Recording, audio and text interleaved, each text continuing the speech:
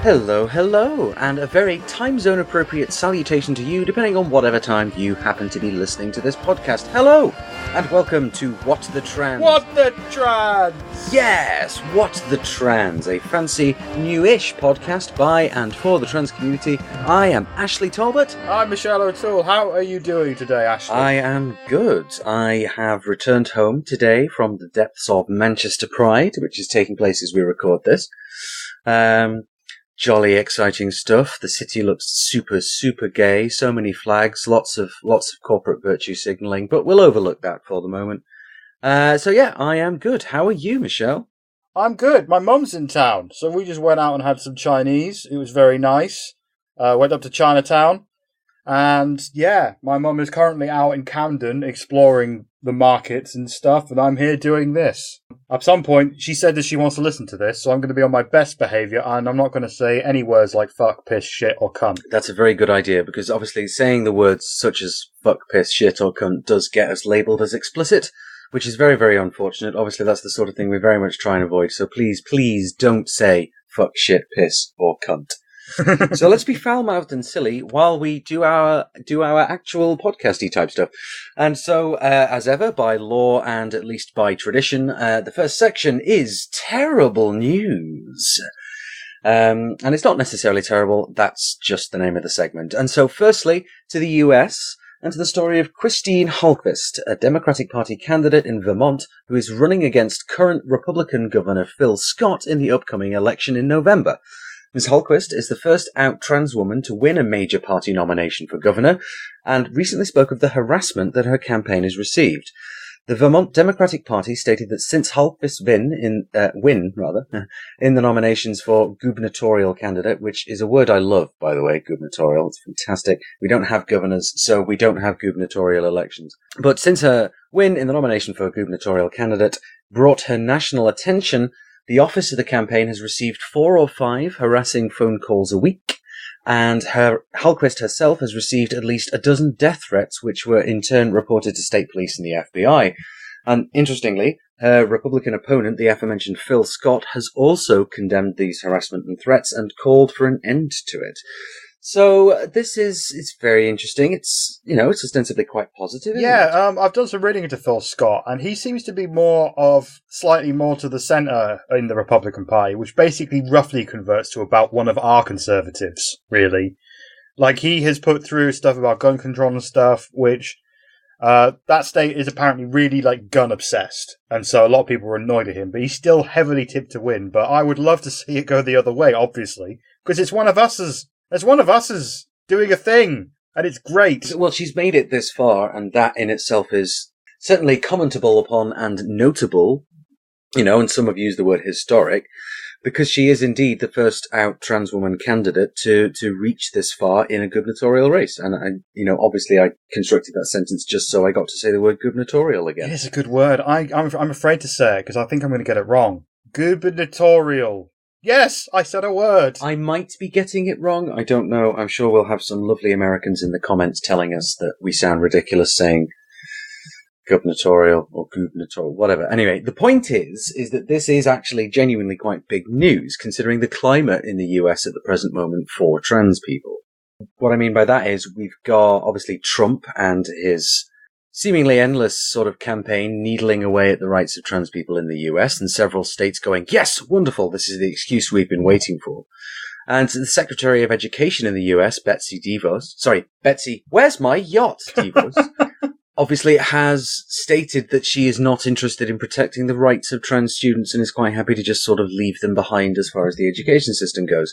Which, judging by her track record, she's quite happy to leave every child behind as long as she gets more yachts out of it. But there you go. She was a curious person to put in charge of education, because she said many times that she doesn't believe public education should be a thing. Yeah, and that seems to be a trend with the Trump administration. It's been talked a lot about by people who know far more than me, but from the basis of it, to get into Trump's cabinet, you have to be against the thing that you're going to be running, as a rule. Yeah, so I wonder if I should move to America and become the Minister for Religious Exemptions, because I totally don't believe in religious exemptions for most things, really. But then that probably is contrary to the spirit of their entire administration. But all the best to Christine Hallquist, though, seriously. I would very much like to see her campaign succeed, and to see this kind of... Yeah, on the off chance that Christine is listening to this, you're fucking amazing. Yeah. We love you here. Absolutely. And if you don't get this one, then just keep going. There will be others. I mean, maybe, I don't know if Christine Hallquist is listening to this, she might consider our advice, considering we don't even know how to pronounce the word gubernatorial. She might consider our advice a bit patronising, perhaps. Who can say? But this is good news. Obviously, we'll be following it quite closely, as I say, particularly with the current climate in the US. Fun and games. But moving on, I think, to Europe now. And in slightly more welcome news, the Cabinet of Germany has approved draft legislation to introduce a third gender option for official forms. So this allows people to be registered as neither male nor female. Back in November, Germany's constitutional court ruled that people must be allowed to be recorded this way and ordered authorities to either introduce a third option or scrap gender entries on the forms altogether. So the law should be coming into force by the end of this year, and that's subject to approval, of course, from Germany's parliament. So what do you think of this? Well, I think obviously it's amazing. Germany has been is now well ahead of us on this, and it comes from because they were really, really odd with LGBT stuff. Like they only passed same-sex marriage in October last year. Like a lot of the stuff is very new, and they just seem to be taking the ball and running with it when it comes to equality. So it's an amazing thing, and I think it kind of almost it gives non-binary activists another string to their bow, as in, well, look who else is doing it.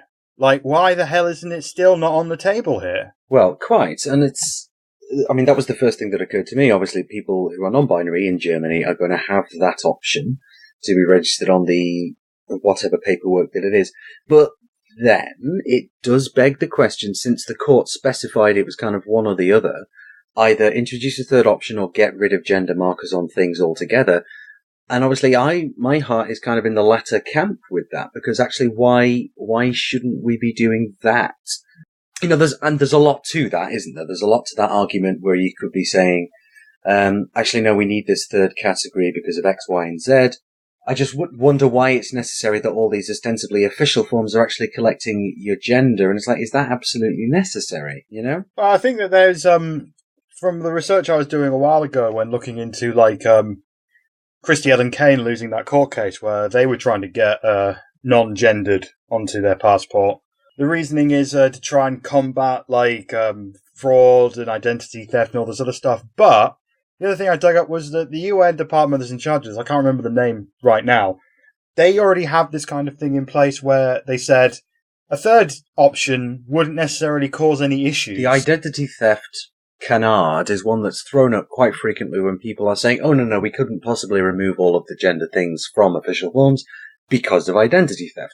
So it's constantly invoked as a legitimate reason for not doing it. And I absolutely do imagine that is the case to an extent.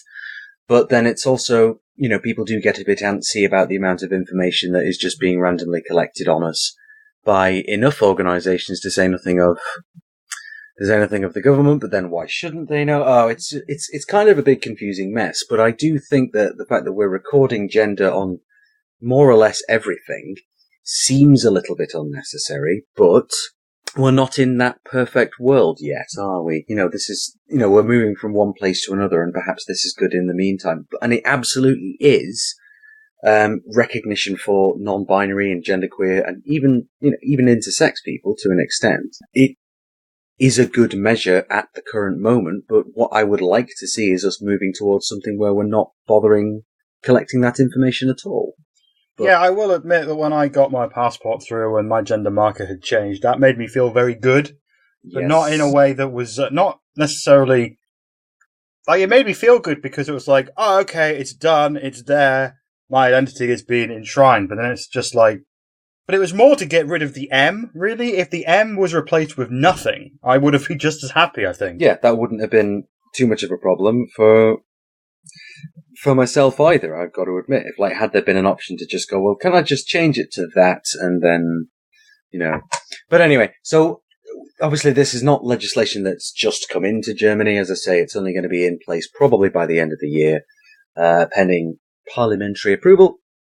But we'll obviously, as we do with so many things, sort of keep an eye on what's going on. And, I'm definitely imagine that there's going to be sort of people citing that as an example now and saying, well, look, actually, Gender Recognition Act reform, Germany is another country that is now on the list of countries that are doing things in slightly more the right way. But there isn't sort of one country you could point to and say, yes, they are getting absolutely everything right. It's all piecemeal, isn't it? And sort of, so there's a list of countries that have got appropriate gender recognition for non-binary people and trans people, because it's also, Ireland is seemingly kind of ahead of the game, but then is that really the case in cultural terms? Because I saw some things come up this week whereby, Irish trans people talking about the discrimination they face, either overtly or not. So, it's cultural as much as it is legislation, isn't it? So, I think we're just wittering now, so let's move on. And so in one of those lovely little callbacks to a story we've covered previously, last time we briefly mentioned that some stickers had been putting the willies up, many people in the LGBT community, and subsequently, and no doubt thanks in large part to our fearless investigative journalism giving this story much wider attention among our audience of maybe 2 or 3 regular listeners, everybody has lost their fucking minds over these stickers. So the stickers are shaped like a drawing of a cock, of the sort that you'd find scribbled in the margins of a high school maths textbook, and say on them, "Women don't have penises." They've appeared in various parts of the country, and there are a couple of reactions I'd quite like to focus on. So firstly, professional troll and noted feminist Katie Hopkins thinks they're great. So that's one thing. Secondly, after the stickers appeared in Liverpool, they were widely condemned, including by the mayor of the city and by several feminist groups. And the stickers were placed on an art installation of figures on Crosby Beach, and on the 25th of August, a trans-led cleanup crew went down to the beach, removed all the stickers, and actually just tidied up the beach more generally. So yes, here are the stickers and the people's reaction to them. It's not very nice, as we said last time. It's puerile, it's childish, but here it is again. How wonderful. If Kate Hopkins is into what you're doing, you should probably stop what you're doing, right? Yeah. It's like, if she's on the same side as you're on the wrong side. Like, how are you not noticing this sort of thing? But, so it's something that's just been rumbling along, isn't it? And so these stickers have appeared in various places. I haven't seen any in Manchester, which is super, but, there's still time yet. I'm quite sure these people have ordered far more stickers than was actually necessary, and now they just want to get rid of them. So maybe we'll see some in Manchester quite soon. The people that are doing this are called the Sticker Sisters, aren't they? Because they are incredibly imaginative and full of good things. So I've seen the hashtag sticker women for people who support these. And the group that did it in Liverpool and tweeted about it are Re-Sisters, as in, siblings. Re-Sisters Liverpool. So great. Fine, good, if you particularly want to waste your time doing that, but what's their end goal? Do you think, has there ever been a point where someone, because people stick stickers up in London all the time for various things, mostly socialists. Socialists tend to love stickering stuff. And has there ever been a point where someone has been on the tube or something, looked at a sticker and been like, they're right. My God. They've changed everything. My world has changed. Yeah.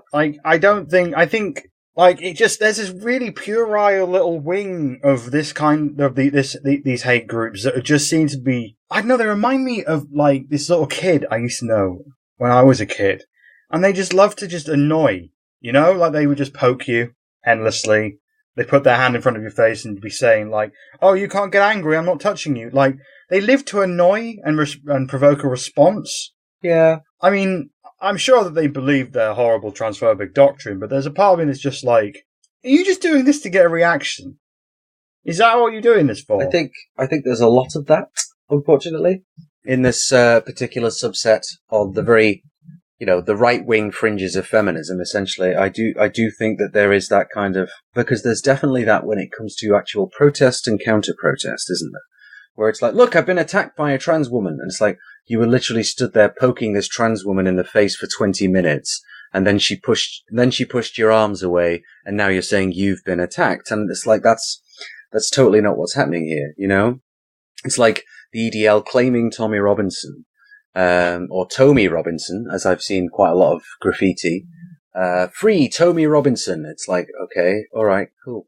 You know, showing him with like duct tape over his mouth, like he's being silenced or something. And it's like, we're being silenced. It's like, no, you're not. You see, you're shrieking about being silenced from like a national newspaper column or from a massive platform on Twitter. You're not being silenced. Yeah, if you show up at Parliament Square screaming about men's rights and how Muslims are scum or whatever, and you get to go home afterwards, you're not being silenced. Pretty much. That is the opposite of what being silenced is. I'm sure there'll be more of this sort of thing as the consultation on the Gender Recognition Act reform in the UK rumbles on. But perhaps a little bit more on that sort of thing later on. But first, still in the news, moving on to Wales. That was such a bad accent. I am so sorry, Welsh listeners. So to Wales, where it's recently been announced that trans patients in Cardiff and the Vale where it has recently been announced that trans patients in the Cardiff and Vale area who are seeking hormones are able to get prescriptions from a specialist GP locally from September onwards. Currently, all Welsh patients for gender services are referred to London's Charing Cross Clinic. So the move's been welcomed by a number of groups this week, with the Wales Equality Alliance saying that they are pleased Wales is taking ownership of trans care. However, the same group also expressed a concern that patients living outside of Cardiff and the Vale will still face the same wait for testosterone and estrogen treatment. So, yeah, what do we think about this? Well, I was astounded to hear that people in Wales had to get, like, the 3-4 hour train ride to London to go get their hormones sorted out. Like, that was incredible to me. Like, I knew that a lot of people up north had to travel down, like Northern England had to travel down. Yes. Even though there was a clinic in Leeds. I heard the Leeds clinic was overrun. Massively oversubscribed, yeah, which is why a lot of people in the north of England do choose to go to London or Nottingham, for example. Anyway, carry on. Yeah, I thought that Wales had something going on, but clearly not, because now this thing exists. So, I mean, this GP is going to be, by the sounds of it, the most overworked GP in the country. Just like, oh, I'm handling this entire country's hormone supply. Well, brilliant. I mean, for trans people, obviously, cis women are prescribed HRT completely, regularly, without a second thought. But for some reason, for us, it's much more of a problem. But this is interesting to see because it does seem to suggest, or it could, if we're optimistic, think that it's suggesting that the NHS is shifting gears about this. And so are we going to see a decentralized model of trans healthcare after this? And what I mean by that is, currently, the system is you have to go and speak to the specialist, and until you've spoken to the specialist, almost all GPs will not prescribe you hormones or anything. Whereas now, if it's part of, I suppose, primary care, and there is somebody locally who is able to say, all right, yeah, fine, no problem, you're ticking all the boxes, I will sign you off to have this thing happening without needing to travel to London, then fantastic. And if that works, that's something that could, we could see countrywide. So rather than individual gender identity clinics, which have got massive wait times, it could all be dealt with much more locally. And that would be a good thing. I kind of hope that's what we're seeing. Yeah, I think that the dream is for a trans person to go to their GP and be like, hey, I'm trans. And they'd be like, all right, you sure? Yes. Here you go. Have some hormones. Let me know if it helps. Yep, job's a good one. Boom, done. I mean, that would save so much cash, right? I mean, I think they're just terrified of making a mistake, but that would save so much time, money, and potentially lives. Like, that's the dream, right? It's the waiting at the moment that causes a lot of problems for a lot of people, isn't it? And simply, oh, well, so my referral's been sent through to the gender clinic in London. I don't know when I'm going to hear from them. I hear it could be 13 or 14 months before I get an appointment, and until then, I just kind of have to get on with life as a trans person without any support, without any hormones or whatever. So, this is hopefully a good move, and an end to potentially somebody saying that somebody has to live in role, whatever that means, for X amount of years before they get hormones, because I did that. So did I, and honestly, that was a difficult part, because obviously the hormones do kind of help, with, living in role and well, I don't want to say passing, but sort of, being able to be in role and, not get it's a shitload of verbal abuse, which unfortunately is a thing that still happens. So, but we shall see, won't we? How this works out, if this influences the NHS more widely, I hope it does. But as you say, anything we can do to sort of cut down waiting times and cut down that kind of stress of not knowing. Well, I think that this is a good stepping stone. Like, I think the next one would be having more sort of gender specialists practicing in local areas, instead of having, like you said, decentralizing it, having a few people, like a couple of people in London, a couple of people in every city, really, a few people in larger towns and stuff, basically places where people can get to who can deal with this sort of thing. That would be a hell of a start rather than it is now. Like, 'cause a lot of trans people can't afford the fucking train ride. Right. So I was recently talking to somebody from the General Medical Council, and so on the GMC website and on the sort of register of doctors with specialisms, essentially, there is over 400 specialisms to choose from. And one of them is, I can't remember what it's called, high altitude atmospheric injury. And that's when it's talking like someone's lungs have been injured because of high altitude test piloting, essentially. So it's, they're talking about a specialism which is specifically for a really, really minuscule percentage of the population who are test pilots and may injure their lungs in some way, right? And so there's a whole specialism for that people have subscribed to, but there is not, in fact, any kind of training specifically or specialism to be somebody who is a doctor at a gender clinic. You just have to sort of register your interest and, jobs are good 'un, as it were. And the fact that there is this, officially recognized specialism for high altitude atmospheric injury, which is a population, so how many test pilots are there compared to how many trans people are there? And so that, I just thought that was quite amusing. And obviously the person from the GMC, she was laughing about this as she told me it herself, that the fact is that we've got trans healthcare kind of backwards and it's been at the bottom of everybody's priority list for so long, that there isn't actually any kind of system in place for what the best thing to do is. There are some studies which strongly suggest what the right thing to do is, but a study does not a medical policy make. So we shall see. I had to sit down with a psychosexual person for 20 hours before I got access to the clinic. Yes. And he just sat there and just asked me, so, what do you think about when you masturbate? And I was like, ew. What? Ew.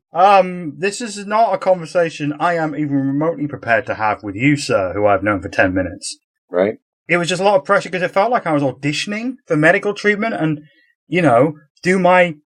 does my sexuality measure up to your idea?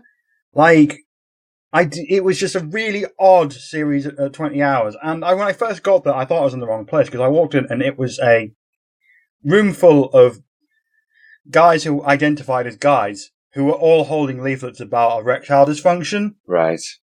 And I was just like, where the fuck have they sent me? So I sat there for 20 hours with this guy who was a profoundly sexist git.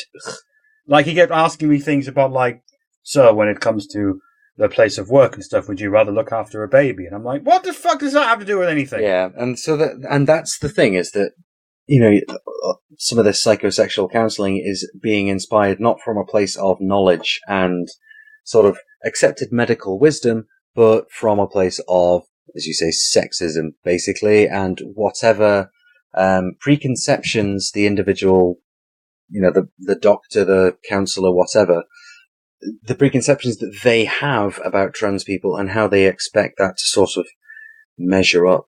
But it's all terribly frustrating. So, let's move on, right? Last little bit. Finally, from the news desk. Yep. Everybody had a good laugh earlier this week when Fox News hack Chadwick Moore stated that the aforementioned Christine Holquist's historic political win was down to her, you'll laugh at this, transgender privilege. Right? Fuck, I had not heard about this. Seriously? Oh, okay, no, it's a good one. So, Mr. Moore has then gone on to say she can get away with many, many things simply by being transgender.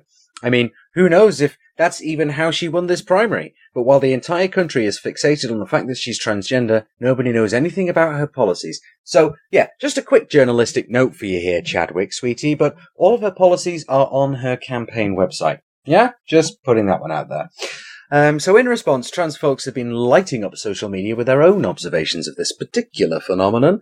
And so some favourites are: transgender privilege is being terrified of dating guys because you're not sure which ones might stab you, instead of admitting that they like trans women. That's, yes. Yeah, it's a bit dark, but gosh, good heavens, that's relatable content. Trans privilege is watching a bunch of cis people discuss if you deserve to have basic human rights and not being allowed to have a say in the conversation. Oof, this got dark pretty quickly, didn't it? And finally, and particularly pertinently, the trans privilege is getting no legislative representation for centuries, and then when one trans person is nominated, being told that that's too much representation. So what do you think? Have you experienced this transgender privilege, Michelle? People have said that I have. Like, I do stand-up sometimes. I've had a bit of a little bit of, I'm not exactly like, gone on one night at the Apollo or anything, but, I've got paid gigs and I've done all right out of it. But then I speak to other comedians, entirely white men who are just like, oh man, it must be easier for you. Like, I wish I had a unique selling point. And it was like, it comes with a lot of garbage. It comes with a lot of people like you coming up to me after gigs implying that I didn't get to where I am because I'm good at telling jokes and I just got here because I happen to be trans. So I think that's a privilege, a trans privilege, to not be assumed that you are talented or deserve your success. Yeah, it's just like, oh, well, you're only here because you're trans, you're only here to tick a diversity box. And I think people get that at in the workplace even, because it's like, oh, well, yeah, she's only here because... I actually got that from a lot of people when I started working at Pink News. Like, a lot of people were very much like, oh, well, you're clearly only ticking a box. And it's like, well, no, fuck you. I wrote for the New Statesman and shit like that, Like, I'm not... everything's half luck, but I've got some fucking game here. Like, it's just really, really insulting. But there are so many examples of this, and it's, so have a look at the hashtag transgender privilege on Twitter. It's kind of soul-destroying and amusing in equal measure. Oh, really. Fox News, though. Like, my cousin, Owen, who said he's going to be listening to this, so, hey, Owen, how are you doing? Hi, Owen. He's a good one. He's a really good one. I mean, he was distraught by where his country's at. Like, he's American. He's lived in Washington, D.C. for years. He's now moved to Michigan, but he was just saying to me that, like, he just looks in horror at what's happened to his country. And he, as a bit of an experiment, watched nothing but Fox News for a week, and he told me that at the end of it, he was just so angry. Like, because it worked. It's effective. It does something to your mind. Like, and he just looked at the world in a completely different way. And then he went back to, like, because he's a very well-read chap, very intelligent guy, and he sort of reads a variety of news sources, and he just came back and just like, whoa. So, like, I think it's a good thing to laugh at Fox News, but it's also, I think it should be made clear that it is fucking dangerous.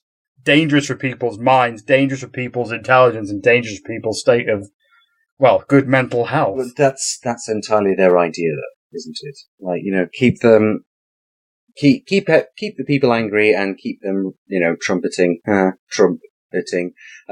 talking points, and make sure they don't get their news from anywhere else. And it is very interesting, obviously, because there's been some arrests in the Trumpian circle this week, hasn't there? Michael Cohen and so on. And it was very interesting to see, like, NBC and the other news channels in America focusing on that. And Fox News was like, oh, well, we've heard this very interesting story about immigration. It's like, okay, so you're deliberately looking away there, are you? Good heavens, I'm astonished. Well, it paints a completely different picture of the country, which is like, I've seen people online talking, I've seen the Fox News people talking, and I've seen the people who don't watch Fox News talking at each other. Like, I don't get involved because who has the time? But, I was just flicking around Twitter, and I just see these people going at each other, and it's just like, you're not only arguing from different ideological points, you're arguing over basic reality. Like, one person has one idea of reality, the other person has a different idea of reality, and it's just, there is no middle ground that you can get to where you can't even agree which way the sky is. It's just insane. So, like, there'll be people out there who think that there is a transgender privilege now, whereas the reality is so far away from that. Like, yeah, maybe there is one job in 100 where being trans will help. You know, you get like places like Stonewall, or you know, your more artsy like media type jobs. It may be some help there, like if they've got a diversity program going. For every one of them, there's 99 jobs where you're just completely fucked. You can't get that job because they're terrified of how their customers react. They're terrified of all sorts of things. So that's another privilege. You get maybe better access to one job in 100, but the other 99, you're terrified that you're not going to get the job because they're terrified of how their customers are going to flip out at you. Yeah, pretty much. So, fuck those guys, right? Yes, well, fuck all of those guys, and fuck you, Chadwick Moore, you dumbass little hack. But I think I do want to end the news on something that I've just discovered this morning, which I thought was incredibly good. Alex Jones, you're familiar with his work? Yeah, here and there, you know. God, Alex Jones, fucking InfoWars, Jesus. Yeah, famous for setting his fans on the grieving parents of children murdered in mass shootings, because he loves his guns so much that he will just scream that a bunch of victims of gun violence are making it up for reasons. He's a proper lovely guy. He's also had his screeds about trans people for years, like how, you know, we're infecting the water and stuff, and all sorts of other wingnut bullshit. But then, whilst he was peddling some of his weird diet pills on his channel, prisonplanet.tv, he flicked over to his phone for some reason, and one of the previously open websites was pornography featuring a transgender woman. Right. So clearly, it's a whole, homophobes are secretly into homosexuality.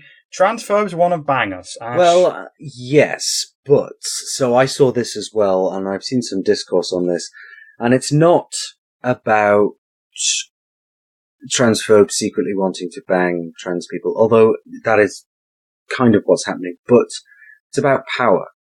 And it's about the way people like Alex Jones like to be seen to be the dominant one, essentially.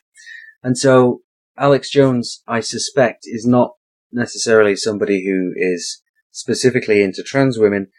In the aesthetic sense, I think it's more about if you feel like the person that you're fucking is lower than you, the more you get off on it by sort of subjugating them and whatever. It's not specifically about the whole trans thing. But then, you know, because he's spoken about transgender people as poisoning the water, as being sort of degenerates and stuff. He holds transgender people and trans women in particular in such low regard that, of course, his fantasies involve, a powerful hold over a trans person, because as far as he's concerned, we're all sort of sick, twisted degenerates, and as ever, it's much more complicated than saying, oh, all homophobes are gay and all transphobes just want to transition or fuck a trans woman. There's kind of a lot more to it than that, and it is about that horrible, twisted intersection of power and sex and eroticism and all the really nasty, car crashy, fun things that happen there in the trans community. So, yeah, and so in much the same way that you'd have, and this is a tremendously horrible example, but in the same way that you'd have, SS officers in one of the camps, as it were, and these are the officers who've had years of schooling saying that Jews are subhuman, and yet they are still having relationships and, more accurately, sexual abuse with the Jewish inmates. So, Oh, Jesus. Yeah, exactly. And so it's not about attractiveness or being secretly gay, and actually bringing that element into it kind of trivializes that intersection of sort of power and violence and, subjugation, etc. So while, it's all sort of hilarious, this does come on the heels of him. While it's all sort of visible, being a sinister, creepy fuck. Yes, but he's a sinister, creepy fuck who's also lost his channel on YouTube and been kicked off Vimeo and whatever else. And so this is something that's come out in this week. And obviously his fans, or his former fans, are going to be laughing at him going, look at him, wanking it off to trans person porn. Oh, I'm quite sure that's not the phrasing they'd use. He must be just like them. He's a gay, blah, blah, blah. and that does trivialize it. And I think it's obviously, as always, it's much, much more complicated than that. So yeah, but seriously. Well, I didn't know any of that. I was just I thought it was like one of those things, but like I was reading it, and the woman in the video, I think her name is Marissa Minks, she just came out and said, Alex Jones is a cunt, but he's a cunt with taste. Okay, I mean, fair enough, self-promotion and stuff, but God, he is so awful. Yeah, he really is, and now that's terrifying. That like I always knew that there was like a certain fetish out there for trans people. I've met those people, and whilst they are a little bit odd, and when I've gone on dates with them, which I have, they have seen me the same way that a foot fetishist sees a shoe. Mm-hmm. Like, it's basically like super objectification, and so it never lasted longer than one date. That's exactly what it is. This is a completely different, far more sinister sort of fetish by the sounds of it. Like, controlling someone that you find disgusting and dominating them like that. That's just fucking grim. Yes, it is. But welcome to the darker ends of the BDSM world. But let's just sort of skip over that before we start getting lots of angry fetishists accusing us of tarring everybody with the same brush. I'm not doing that. Yes, we are a sex-positive podcast. We certainly are. Consent is very, very whatever important. you're into, I am so happy that you found it. I'm so happy for you. Whatever it is. Except if you are Alex Jones. Yeah, Alex Jones shouldn't be allowed to have sex with anything ever again. No, absolutely he shouldn't. So let's move on to our jolly little next segment, the gender pop culture disorder. Oh my God, I've been diagnosed with gender pop culture disorder. What do I do? You watch all the television things that are amazing and that you are going to tell us all about. What have we got, Michelle? Well, I like that. I like that a lot. You should sing my name more. No. Well, there's only one story this week, Ash, and it's a good one. Josie Tota, star of Glee, Other People, Champions, and the Disney show Jessie, which I used to edit back in the day. I used to do a job where I had to edit stuff that went on planes. Usually I had to just like cut out plane crashes and other stuff that would upset people whilst they are on a plane watching their in-flight entertainment. So I've watched far too much Disney Channel stuff, and Jessie was one of those. I remember seeing Josie on there, and then making the connection between that person and this person was very interesting. But anyway, Josie has come out as a transgender woman. Woo! One of us. One of us. One of us. One of us. Yeah, she's pretty great. She's sort of been typecast in recent years as like a nerdy gay guy, like a nerdy gay boy, which she talks about she came out in an essay in Time magazine where she basically made the point that she had sort of been assumed to be this very camp, effeminate gay boy, but that never sat right with her, and she pronounced to the world, my pronouns are she, her, and hers. I identify as female, specifically as a transgender female, and my name is Josie Tota. Way, round of applause. Woo! Josie. One of us. She went on to say, this week I'm going off to college. I'm also going to continue my acting career, and I'm so excited to do both things as myself. I plan to play roles I haven't had the opportunity to play, and I can only imagine how much more fun it's going to be to play someone who shares my identity, rather than having to contort myself to play a boy. I'm going to gun for those roles, be it a transgender female or a cisgender female, because it's a clean slate and a new world. Fuck, she's incredible, am I right? And she's proper good. Like, she is proper good at the acting. I just particularly like that phrase, rather than having to contort myself to play a boy. That's perfect, isn't it? And yes, wonderful. All power to you, Josie. That's amazing. The responses from some of her old co-workers has been as very, very positive. Mindy Kaling, who co-starred with Josie in Other People and also produced the show Champions. Before that got cancelled after one season, which was criminal because it was pretty good. Mindy Kaling came out on Twitter saying, I love you, Josie. I'm so glad you're able to speak your truth and live as your authentic self. You're also so damn talented. I can't wait to write for you again. Laverne Cox came out with her congratulations saying, congrats, Josie, on stepping into yourself. Best of luck in college. #trans is beautiful. And yes, it is. And Josie's former co-star from Glee, Jane Lynch, tweeted out, "I support you, my friend."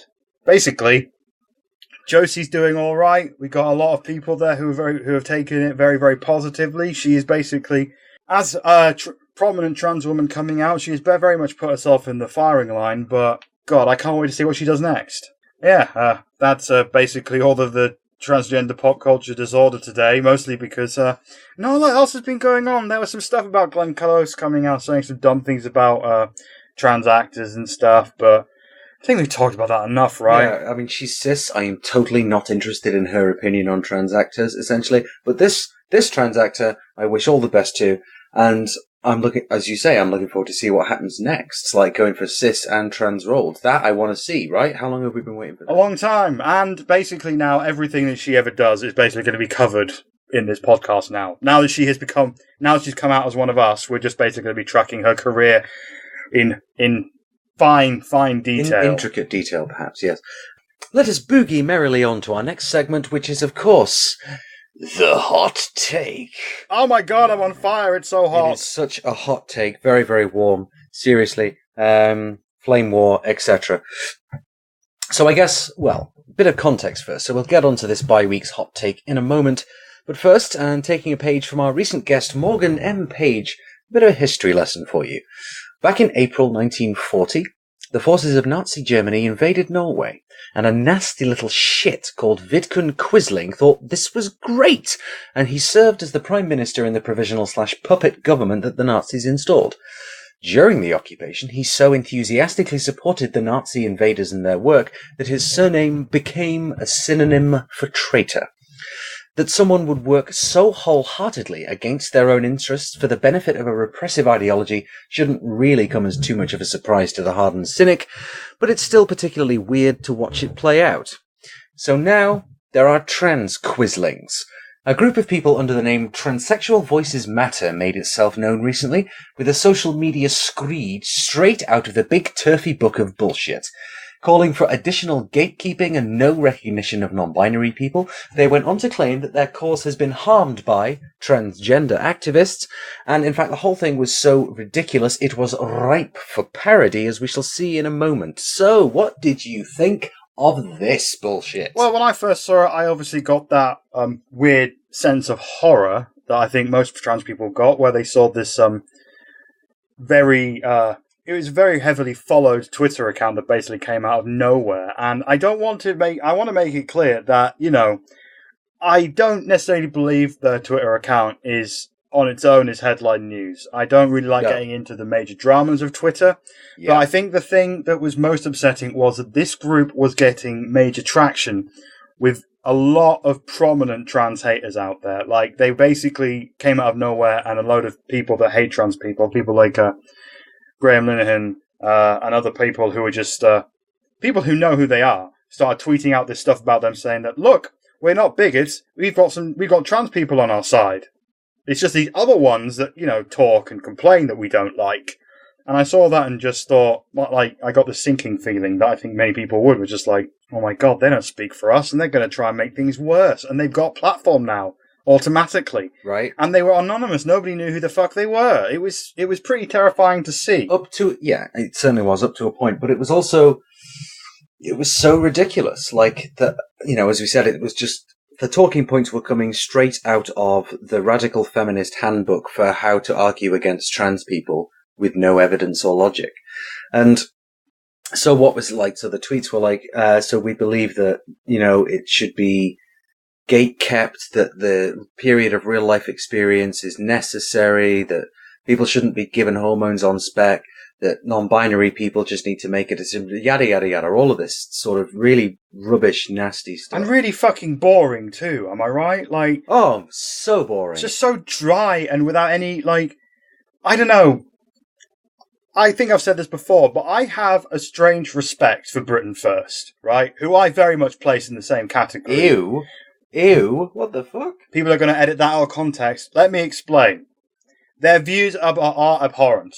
I despise them and everything that they stand for. They are some of the worst people in the UK right now. However, they can get their entire ideology across in one sentence. And I don't know if that means that they're good writers, or that their ideology is so base and stupid and intellectually shallow that it doesn't take much to get it across. But their marketing is sublime, as you'll see by the million-odd people that follow them on social media. The problem with transsexual voices matter is that they use 1,000 words where 10 would do. And those 1,000 words are just so fucking dull that I barely made it through, like the 25 tweets they set out as their quote-unquote manifesto. I think I respect hate groups more when they've got a decent marketing department. I mean, that's certainly an interesting hot take there, Michelle. Just a couple of points, if I may. I mean, I do see what you're saying about the fact that that sort of message was everywhere, and all of the right/wrong people were the ones weighing in on it. But then the trans community itself responded by saying, "Whoa, hell no! This is bullshit. This doesn't speak for me." So, you know, I myself and you yourself fall into the same category of, as it were, medically transitioned trans woman, because they didn't seem to talk about trans men at all. Funny that, or maybe not, whatever. Anyway, moving on. But these people do not speak for us. They do not speak for the majority of the transgender community, and one assumes that these people are lumping the majority of the trans community into this, you know, scary, inverted commas, transgender activists sort of thing. It's kind of disheartening, but it was also hilarious, which is why there were a couple of parody accounts within a couple of hours. Yeah, and there was one point when, you know, so people who'd taken the kind of parody account and the same photograph and style of rhetoric and just made it ridiculous, and that was a far better response, I thought, than all the right-wingers weighing in and saying, "Oh yeah, listen to this guy, listen to these guys." But then, subsequent to all that, of course, a few days later, there was, something else that popped up on social media whereby a presumably trans woman who'd started the account said, "So this isn't what we signed up for." Me and two other people who she tagged in the tweet, and then said, "You know, we believe in the message of transsexual voices matter, and, you know, we believe it wholeheartedly, but we do not stand by," and it was a tweet that Transsexual Voices Matter had come out with that was directly attacking young Labour activist Lily Madigan and just sort of mocking her. And so these people, these, you know, trans quislings who'd come on board were like, "Oh no, well, no, we don't want to do that. That's not what we signed up for." And it's like, well, look at who you signed up with. What on earth were you expecting, right? Seriously, just watch an episode of Voyager where Chakotay tells a story about a wolf and a scorpion. It's like, you know, come on. What on earth were you expecting? Like, what, you know, you sort of opened a discussion with the literal sort of satans of feminism at the moment, and you opened that discussion in good faith? What on earth? But this is not a new thing. Trans people kind of adopting the ideology and parroting the ideology of people that hate us is not really a new thing, is it? No, I'm very glad this sort of ended in complete and utter farce. Like, because I got a bit obsessed with this particular Twitter account. Like, they sent out their, 20 billion tweet long screed, and then they took it down because they'd got complaints from all sides and they wanted to rehash it and make it more acceptable for people. So then they came back with another screed, which was almost identical in every way. And, you know, they were just there sort of getting really angry at the parody accounts and stuff and just, you know, basically being really tone deaf, dumb, and open for parody in everything they were doing. And then they just collapsed in on themselves into infighting and nonsense, and they were gone. It all took place in, a week? Like, within a week, they were there. They got 1,000 followers in, a few days. They got retweeted by, basically all of the celebrity Times writers and stuff who just hate trans people. And then they just vanished because they are all really pompous and full of it and stupid. And it was quite funny to watch. Yes. But yeah, you're right. There's always sort of been a few trans people out there who sort of side with people that want to see us vanish. So I was looking around to research this, and I could only find one article about this on the whole thing that wasn't on someone's WordPress or someone's Tumblr, called Gender Critical Trans Women, The Apostates of the Trans Rights Movement, written by Michelle Goldberg. Oh. Yeah, this ought to be good. It's an interesting read. Let me get into it. Basically, this Michelle Goldberg stumbled across one day a whole bunch of well, a couple of trans women who basically on the TERFy side basically don't believe that trans women are women, never talk about how trans men aren't men or anything. And the article sort of focuses on a woman called Helen Highwater, who is a trans woman. And she says that someone saying trans women are women is a vicious lie. She says, it's a lie that sets us up to be triggered every time we are called he, or guys, or somebody dares to suggest that we have male biology. Even a cursory glance from a stranger can cut to our very core. The very foundations of our self-worth are fragile. I came from a point, and I think most of us do, of really, really low self-worth and deep shame about who and what we are. And when people started telling me that trans women are women, you've always been a woman, you have a woman's brain and a man's body, and all of that, this kind of stuff, it's a lifeline. It's something that you can hold on to. It really helps you to come to terms with things and move beyond that shame. And then she goes on to say all the stuff like, oh, I'm not a woman, blah, blah, blah, I am different, and I find the modern transgender activists revolting, blah, blah, blah, blah, blah. And it's like, something has happened to you. Yes, there seems to be some damage there, because it's even that paragraph that you've just read out, that starts quite well, in a sense, and where she says, I came from a point of low self-worth and deep shame about who and what we are, and it's like, well, yeah, we do. And then someone says that trans women are women, and you've always been a woman, and all this kind of stuff, and it's a lifeline, and it's like, well, yeah, it is, yeah, good, fair enough. And it's something you can hold on to, and it helps you to come to terms with things and move beyond that shame. And yeah, it absolutely does. Cool, I'm totally with you, Helen Highwater. And then she bursts in by saying, so this means, therefore, I am not a woman, I'm just damaged, blah, blah, blah. It's like, no, oh, for Christ's sake.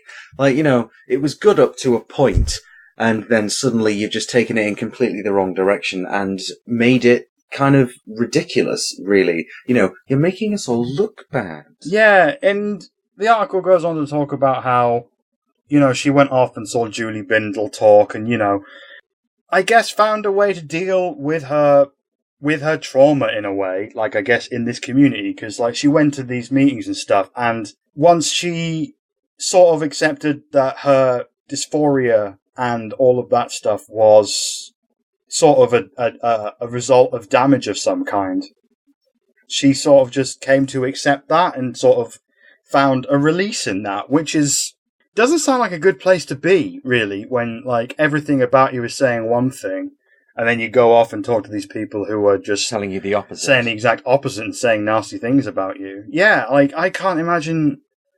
this isn't without precedent. There's always been, there's Candace Owens, the conservative commentator who screeds about, Black Lives Matter, even though she is black, and actually has suffered from racial abuse and got paid $30,000 in compensation for it, but then comes around now and says that racism doesn't exist. You got, the people like Milo Yiannopoulos who says that gay men are damaged and, that he wishes there was a cure because he's a Catholic. Although, with him, 1 minute he's a Catholic, 1 minute he's Jewish. Who the fuck knows who Milo Yiannopoulos it really is? It's not without precedent, but it seems to be more tragic in this case because basically to be a part of this movement is to say that you are less than and a bit shit. Yeah, basically. But that's what kind of stuck with me about the subsequent bits on social media from the trans women who were involved in this, by saying, we got involved in this in good faith, and these people who we thought were feminists were using this horrible language about us, and it's like, well, maybe you should check this stuff out first before you partner up with these people who don't seem to care about anything but the subjugation of trans people even further. It's like there's nothing else going on in their lives. It is just about how trans women are not women and about how we're deluded and damaged and whatever. And it's like, well, shut up, fuck off. You are so catastrophically wrong. It would be hilarious if it wasn't so harmful. Yeah, what really gets me is when they step up and try and speak for everyone. And it's like, yeah, I'm terrified of where that will lead when that happens. But then, thankfully, this particular group sort of fed in on themselves, but they're still out there. The one name that kept coming up when I was researching this, Miranda Yardley. Do you know her? Yes. Her name has crossed my desk. I will explain who that is for the people who may not know, and I don't take that as me condescending to you. I'm condescending to the listeners instead. No. That's fine. That's much better. Miranda Yardley is a publisher of the extreme metal magazine Terrorizer. a magazine that I used to read in my youth. As did I. Yeah, it was a good magazine. I had no idea that it was anything to do with her. But yeah, basically she has sort of become the go-to transphobic trans person. Like, again, I've actually met her one time and sat and tried to interview her for another thing I was doing back when I was doing the journalism thing. And the thing that struck me out is that she is so fucking boring. Like, I remember she just came out with something it wasn't exactly this, but it was something like, identify as, you know, a more financial liberal with Milton-esque influence. I was just like, oh, Jesus Christ. Oh, my God.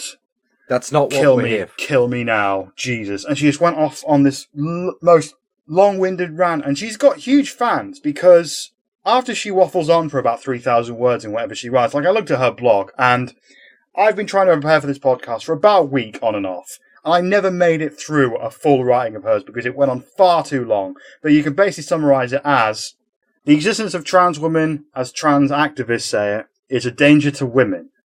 Because being a woman is a class, and anyone signing up for that will devalue that class. And it just gets into some really, really obscure sort of socialist jargon that doesn't really add up when you take it into the real world. Like, for example, my voice, right? People hear this voice, they're going to hear a dude. It's a major pain in the ass for me, but it's something that's there. Whereas, in the flesh, nobody would bat an eyelid. It quote-unquote pass. And I hate that term, but that's just the reality. Nobody really knows anything until I open my mouth.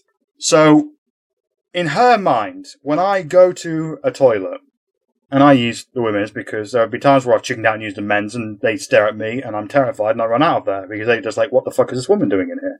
Me entering that space is immediately oppressive to all of the women in there already, even though, in reality, nobody would know I'm trans unless I open my mouth. And it just doesn't add up in reality. Like, her stuff doesn't apply. It's all wishy-washy, like, stuff she's read in books that nobody has read since the 70s, you know? It's just really obscure second-wave feminist stuff by like 3 different writers that she's just obsessed with. And she goes and speaks on behalf of the trans community all over the place, on Newsnight, New Statesman, loads of places. She's instantly given a platform, even though she is a shitty activist for her cause. She once did a thing for Cosmopolitan, right? The bastion of feminism that is Cosmo. Yes. She sort of did this interview with this person, and the actual interview that came out, they basically worded everything so it sounded like she was just a standard trans person just trying to live her life. And then underneath she left this like essay-long comment about how they'd misrepresented her, and it had a fucking reading list at the end of it, Ash. In a comments section. She's just, like, and this is the person, like, she's trying to get out there as much as possible. I'm thinking because of her personal brand more than anything. Probably. She's just taking anything she can to try and get this message out there. But her message is so incomprehensible that she has a bunch of fans, but they're mostly people that probably just like the idea that a trans woman's saying this stuff. Yeah. But I mean, so this is the thing. Whenever there's conflict in a community, that's going to be leapt upon by the press. And it's like, haha, you see? Look, they're all disagreeing with each other. They're all crazy. It's really discouraging. And while I'm aware that transition is a difficult process, and it can be sort of can be damaging, it can be difficult, it can be stressful, it can be terrifying. But I don't think that this is any sort of way to respond to it by literally siding with the people that would like to see us, in the ovens, essentially. So we've got Miranda Yardley here, who is probably the most prominent of these people, mostly because, like, she goes on as whatever TV shows and tries to get herself published anywhere she can, and the door's open for her because she's, trans woman that doesn't like trans people, more, And that gives a false impression of how big this community is, because by the sounds of it, there's like 10 of them. But they get a disproportionate amount of stuff if they club together, like this Transsexual Voices Matter Twitter thing got 1,000 followers in a matter of days. In America, there is a sort of equivalent with Blair White. Do you know who she is? Yeah. Yes, I'm familiar with her work. Yeah. For people who don't know, she's a YouTuber, she's trans, and she is basically a Trump nightmare. She believes that being trans is a mental disorder, and thinks the transition is for everyone and there should be a cure. She defends transphobes from the right. She hates non-binary people. There's so much TERF crossover with her because she doesn't believe that people who haven't necessarily had surgeries or anything should be allowed to use the toilets that they need to. And she comes from it from a slightly different angle because whilst a lot of sort of the quislings on this side of the pond tend to side with the more TERFy feministy groups, she sides with the far right, which is upsetting. And she had this article that came out a few years ago now, basically on Yahoo, where she claimed it was, well, actually, no, it wasn't a few years ago. It was a couple of weeks ago. Oh, okay. Where she came out saying it was hard to come out as more right-wing than as trans. Aww. And she just moans about how, everyone is really mean to her because she is on the political right. And it's like she's arguing white nationalist talking points and calling people who argue for Black Lives Matter, SJW scumbags and stuff. And it's like, well, she's in a very, very odd place because she's hated by the left. She's hated by trans people. And it sounds like she is hated by a certain number of right-wing people who are just like, we don't want this degenerate in our scene. So I kind of feel sorry for her as well. Kind of, but not quite. Because it's like, well, if you get into bed with these people, what on earth are you expecting, kind of thing? Are you expecting open arms and special treatment for you? No, given the few years and the wrong sequence of events, you will be shipped off to the same work camp as the rest of us. And I don't understand why people pretend that we are so different and that there are massive gulfs and differences between us. When it comes to talking not just about, but to the right wing, because that's not how they're going to perceive it at all. They're just going to be like, yeah, all right, whatever. Make sure she's on the roundup list for as soon as we get in, sort of thing. So, as you said, I sort of feel sorry for her, but I don't feel any sympathy for her. It's like, I read in the paper tomorrow, Blair White has been run over by a bus. I'll be like, oh dear, that's a shame. Is there any coffee? It's not going to have any impact on my emotional state at all. But yes, I mean, that's not a very nice thing to say, but she is full of not very nice things to say, aimed at the majority of the trans community rather than just the psychopaths in it who side up with Trump and his cronies. And yeah, it's a very, very odd thing. I guess what I would want to say to sort of wrap up this whole sorry story is that, I don't know, I can't help but see a parallel between times where I was first coming out and dealing with my internalized transphobia, because that was there. Oh yeah, it definitely is. That was there for me for years. And, I mean, this is maybe a bit of a leap, but it sounds like instead of fighting the image that has been cast on them, Miranda Yardley, Hale and Highwater, and Blair White, they sort of come to accept it and try and make themselves feel better by attacking other people in the community. Sort of attacking how they're attacking their image of themselves, if you see what I mean. I do. They see people like us who have just completely, or mostly, come to terms with who we are, have accepted it, and actually learned to, be proud and to love ourselves. And they're like, well, no, we've accepted that we are kind of shitty. And we're very angry that you haven't. And we're going to come after you. And you sort of saw that again with the Transsexual Voices Matter thing, where, all these people came together and there were some that were just really hateful and some who were just seemed just more sad than anything, and it collapsed into itself. So, do you think this is just stuff that's going to happen on Twitter? Do you think this is just a Twitter anomaly and we should not bother with it, or is this something we should keep an eye on? Okay, I mean, so it's kind of both. So this case in the specific sense of Transsexual Voices Matter, I think that is just, as it were, a Twitter anomaly. But the fact is, these people do exist. People like Miranda Yardley, like Blair White, like people who are promoting these ideologies that are actively harmful to both themselves and to others. That's something that is unfortunately going to continue on whatever platform is available.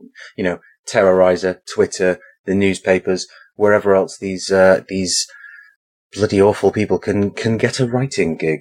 So, but it's a case of being aware of it, isn't it? And it's a question of having a trans community that is aware enough of this rhetoric to sort of be able to say, nope, that's bollocks, you're talking out of your arse, why do you hate yourself so much? And I think that's a valid question, honestly. So, yeah, that's a good thing to end on. One last thing I will say, though, is don't get sucked into their world, listeners. It's not worth it for your mental health. There are many, many places where you can talk to some people who actually give a shit about you and won't use you as some kind of weird pawn in their weird, stupid Twitter arguments.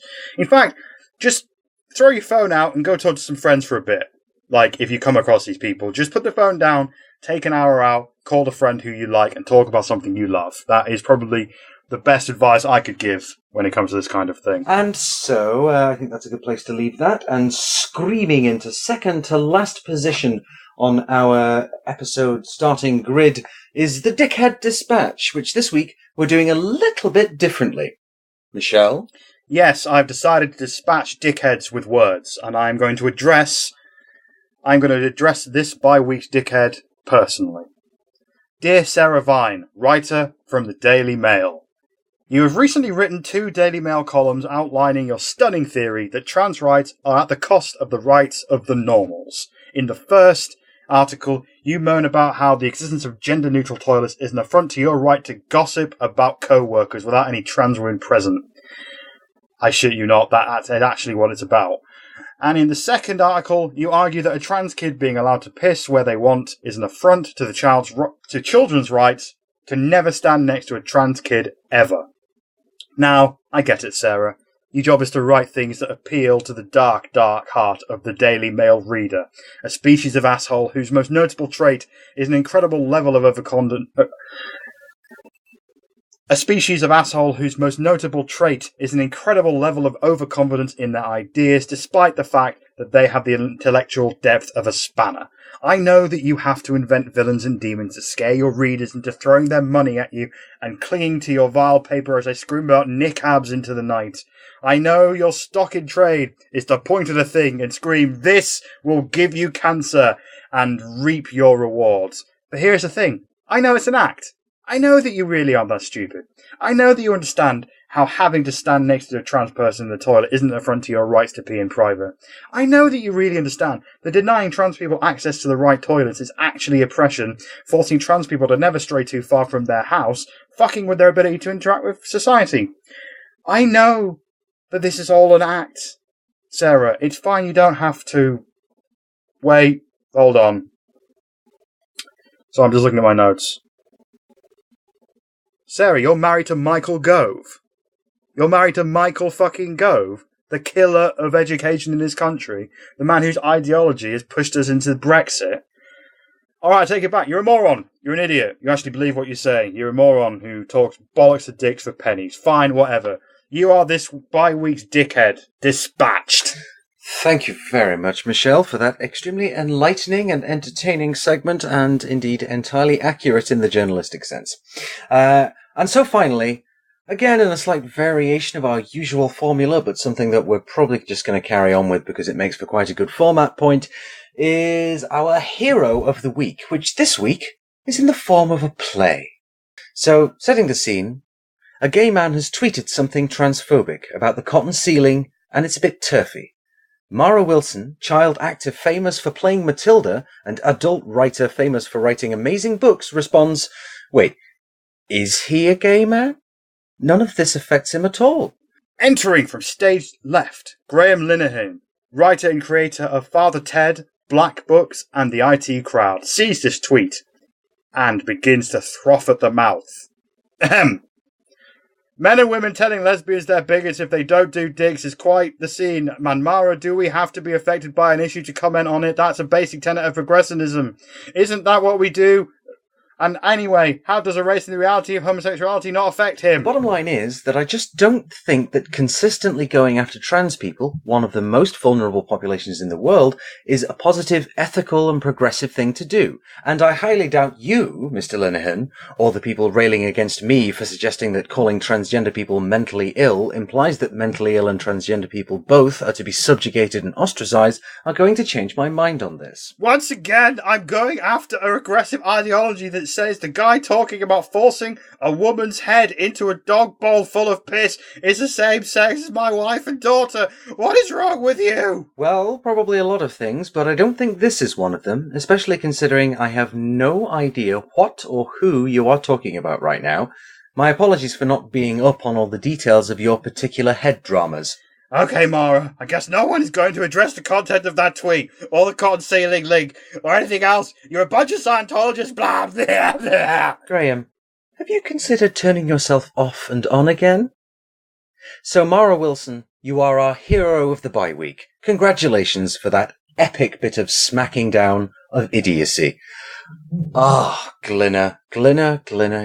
Will you just shut up and go away? You're just so unhinged now. You know, I was looking at his Twitter followers, and he's lost about 30,000 followers since he started going after trans people. It's quite lovely to see. Good heavens, I'm astonished. But it is so unhinged, isn't it? And so people standing up to that, that's always worthwhile. But honestly, we just wanted to put that into a bit of a dramatic reading for you so you could see the level of rhetoric that's in Glinner's tweets. Because honestly, it really is a sight to see, and you're kind of worried for him as well now. It's like, dude, where is this stuff coming from in your brain? I'm not sure this is what you want. I'm not sure it's a good bit of your brain to be listening to. So yes, thank you, Mara Wilson, for that awesome beatdown. And that's all from me. That's all from us. Thanks again for listening. Check us out on Twitter. We are at WhatTheTrans. Check us out on Facebook, facebook.com/WhatTheTrans. Follow us, click us, like us, do all the internet things, and we'll see you in the next bye week. Bye-bye! Bye-bye!